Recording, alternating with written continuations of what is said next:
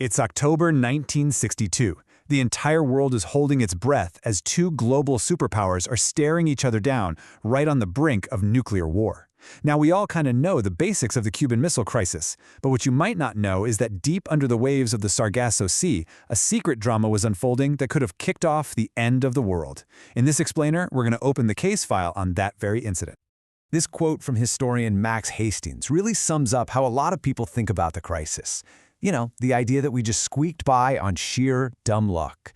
But what if it wasn't just luck? What if there was something else, something more deliberate that pulled us back from the edge? That's exactly the question we're going to investigate today. So, we've broken this investigation down into 5 parts. First, we'll tackle the legend of the lone hero. Then, we're going to dive deep into the absolutely hellish conditions on board a trapped Soviet sub. From there, we'll look at the conflicting stories. You know, the he said, they said. We'll investigate how close a finger really got to the button, and finally, we'll unpack the real lesson from this terrifyingly close call. All right, first up, let's look at the story as it's usually told. And trust me, it's a tale worthy of a Hollywood blockbuster, all centered on one heroic figure. So the popular story, the one you've probably heard, is that this one man, Soviet submarine officer Vasili Arkhipov, saved the world. The legend says he was the only cool head in the room, the guy who refused to launch a nuclear torpedo when his panicked captain wanted to, preventing World War III. It's an incredible story, but our job here is to ask, is it the whole story? To figure that out, we have to go back to that day.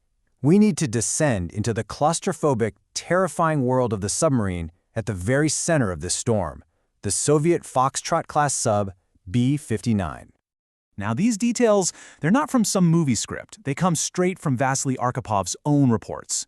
This wasn't just tense, it was a physical nightmare. Imagine, temperatures in some parts of the sub shot up to 150 degrees Fahrenheit. The air was thick with carbon dioxide, humidity, fuel fumes. They had no fresh water left. I mean, men were literally passing out at their posts. And this was the environment where these world-altering decisions were being made. And just when you think things couldn't get any worse, bam! Explosions start rocking the submarine's hull. Now, from the American perspective, these were just practice depth charges. They were small, basically harmless, and according to international rules, dropping 5 of them was the standard non-lethal signal to tell a sub, hey, please surface. It was just procedure, not an attack. But down in that hot, dark, suffocating tin can, it felt like something very, very different. And this gets us to the absolute core of the investigation, this massive, dangerous gap between what the Americans thought they were doing and what the Soviets believed was happening to them.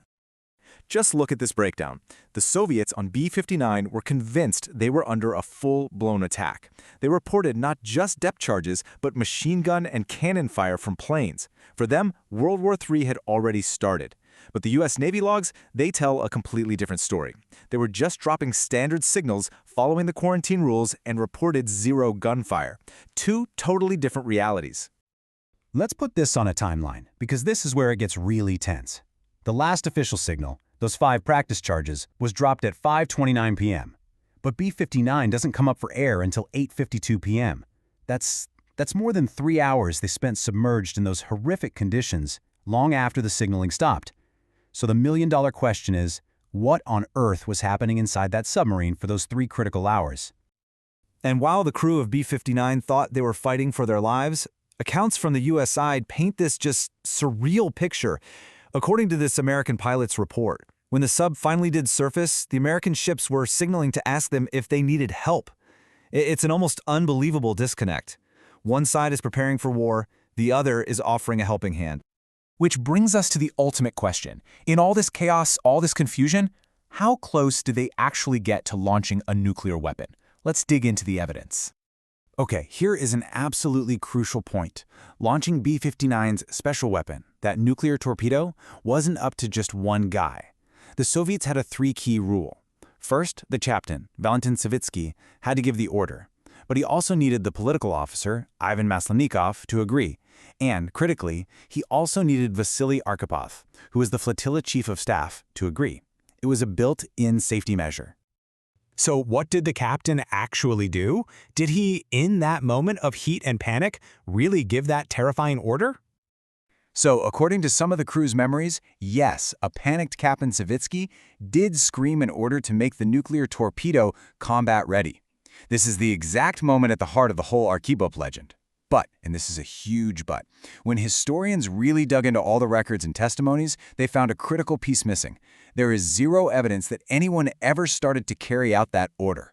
Nobody moved to arm it, nobody moved to load it. Historian Max Hastings really just says it plainly. Arming that weapon was a whole process. It took multiple people and multiple steps. And the evidence is overwhelming that the process wasn't just left unfinished, it was probably never even started. The captain's outburst seems to have been just that, an outburst, which was quickly calmed by the other officers. Okay, so, if it wasn't a lone hero staring down a mad captain, what really saved the world that day? Let's move to our final section, because this all builds to a very different and maybe even more important conclusion. Look, let's be crystal clear. Vasili Arkhipov's role was absolutely vital. He was a senior, level-headed officer, and his presence for sure helped de-escalate everything. But he wasn't some renegade acting alone. He was there by design. He was one of the 3 required checks on an irreversible decision. He wasn't a bug in the system. He was a feature of it. When you lay it all out, you see this incredible battle between 2 opposing forces. On one side, you've got these terrifying factors pushing towards disaster, a panicked captain, those inhuman conditions, a total communication blackout. But on the other side, you had these powerful stabilizers, the Soviet 3-key rule, Arkhipov's senior presence, strict U.S. rules of engagement that prevented a real attack, and, in the end, a shared desire on both sides to not let things spiral out of control. So, what's the real takeaway from all this? The story of B-59 is maybe less about a single hero, and more about the power of systems. It's a story about the boring, bureaucratic, but utterly essential guardrails, those multiple key rules, the chains of command, that are carefully designed to stop the worst from happening, even when people are at their absolute breaking point. The B-59 incident is an incredible story that shows that sometimes the greatest heroism isn't one dramatic act, but the careful building and following of rules. It's a reminder that we were saved not just by luck, but by a system that actually worked, even under unimaginable pressure. Which leaves us all with a final, pretty sobering thought. In a world that's still full of these weapons, can we be so sure that our systems will hold every single time?